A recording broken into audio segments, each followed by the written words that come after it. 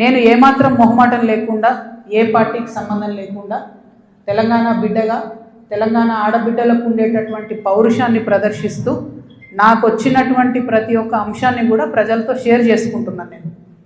దాంతో ఏమవుతుంది, చాలా మంది యొక్క అక్రమాల పుట్టలు కదులుతున్నాయి, వాళ్ళ పాపాల పునాదులు కదులుతున్నాయి. దాంతో నా మీద దాడి ప్రారంభించింది. ఏంటి దాడి? నేను కాంగ్రెస్ పార్టీతోని అంటకాగి ఉన్నాను, కాంగ్రెస్ పార్టీతోని అండర్స్టాండింగ్తో నేను పనిచేస్తున్నాను, ఎందుకంటే నాకేదో ఫైనాన్షియల్ బెనిఫిట్ కోసం నేను పనిచేస్తున్నా అని చెప్తున్నారు. దీనికి ఎక్కడ మొదలుపెట్టిండ్రు?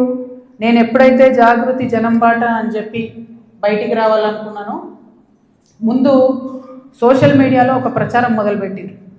నా భర్త గౌరవనీయులు అనిల్ కుమార్ గారి ఫోటోను చూపిస్తూ దాంట్లో ఏవి రెడ్డి గారు అనేటటువంటి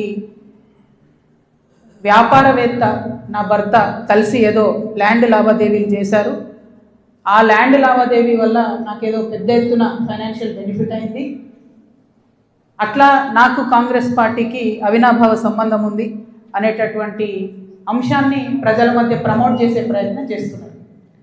ఈ వెకిలి ప్రయత్నాలు చేస్తున్నటువంటి గుంటనక్కలందరూ కూడా నేను చెప్తా ఉన్నా, నేను ఇంకా మీ చిట్టా విప్పడం ప్రారంభించలేదు, ఓన్లీ టాస్ వేసిన అంతే.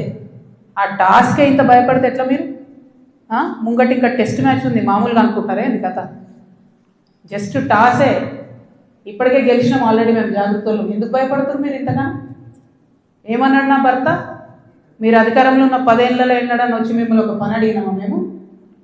ఎక్కడన్నా ఎప్పుడన్నా ఒక ఫేవర్ అడిగినామా మిమ్మల్ని?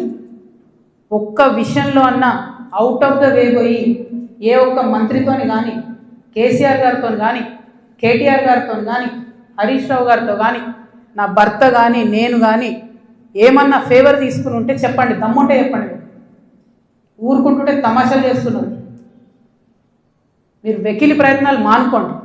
నేను మీ మీద చేసినటువంటి ఆరోపణలకు మీకు దమ్ముంటే, సిగ్గుంటే, ప్రజాస్వామ్యంలో ప్రజల మధ్యలో ఉండాలనుకుంటే జవాబు చెప్పండి. అంతేగాని నా మీద మొరిగేటటువంటి వాళ్ళందరినీ వదిలిపెట్టి ఏది పడుతుంది మాట్లాడితే నేను చూస్తూ ఊరుకుంటాను అనుకోవద్దు. నేనేం తప్పు చేయలేదు. బీఆర్ఎస్ ఉన్నటువంటి అధికారంలో ఉన్నటువంటి 10 సంవత్సరాలలో ప్రభుత్వం నుండి నేను ₹1 కూడా లాభం పొందలేదు. మీరు చేసినటువంటి అక్రమాలన్నీ నా మీద ఆపాదిద్దామని చూసుకుంటే నేను ఊరుకునే వ్యక్తిని కాదు. నీతి నిజాయితీ నా వైపు ఉంది కాబట్టి నేను ఇలా ధైర్యంగా కుండబద్దలు కొట్టినట్టు ఎక్కడికి పోయినా మాట్లాడుతున్నా. నాకు ఎవరితో అండర్స్టాండింగ్ లేదు, ఎవరితో వ్యాపారం లేదు. నా భర్త ఎప్పుడైతే టీఆర్ఎస్ అధికారంలోకి వచ్చిందో నేను నా భర్త ఒకటే విషయం అనుకున్నాం. అమెరికా నుండి 2004లో మేము వస్తే నేను ఉద్యమంలో ఉన్నా, ఆయన వ్యాపారంలో ఉన్నాడు. ఇల్లు గడవాలి కదా, మీ లెక్క మంది మీద వాడు దోసుకోలే. నేను ఎప్పుడు మీ లెక్క నేను ఎవరిని వాడి వసూలు చేసుకొని ఉద్యమాలు నడపలేదు. సమయం సందర్భం వచ్చినప్పుడు నా నగలు కుదబెట్టి బతుకమ్మ చేసిన నేను. అందుకే ఇంత పౌరుషం నాకు. ఉద్యమంలో మీరు ఎవరెవరి దగ్గర దోసుకున్నారు, ఏ స్టూడియోల దగ్గర పోయి ధర్నాలు చేసి వాళ్ళతో కాంప్రమైజ్ అయిండ్రు, అన్నీ తెలుసు సంగతులు. చెప్పలేదు, ఎందుకంటే సిగ్గుపోతుంది తెలంగాణ వాళ్ళదని. నవ్వేటోళ్ళ ముందట జారిపడొద్దు అన్నారు కాబట్టి చెప్పలేదు.